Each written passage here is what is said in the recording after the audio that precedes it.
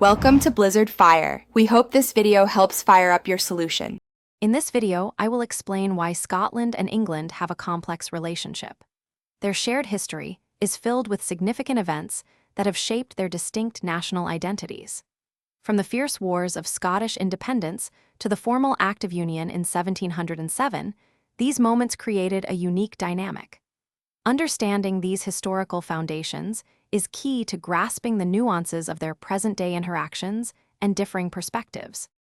Throughout history, figures like William Wallace became symbols of Scottish resistance, fighting for their nation's sovereignty.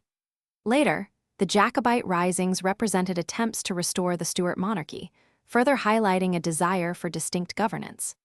Even after the political union, significant cultural differences and a sense of separate identity continued to thrive, contributing to ongoing tensions and a unique Scottish perspective on their relationship with England. In modern times, Scotland maintains its own distinct legal and education systems, showcasing a clear separation in governance.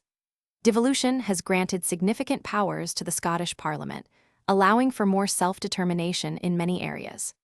Recent independence referendums clearly reflect the ongoing national aspirations and a desire among many Scots for greater autonomy, highlighting a continued divergence in political outlook.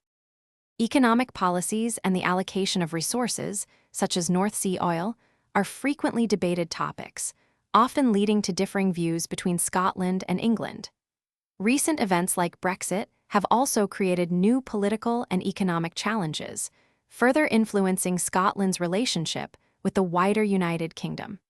Many Scots feel their interests are not always aligned with those of England. Be sure to check the description for a link to these fantastic leak-proof containers and other great deals.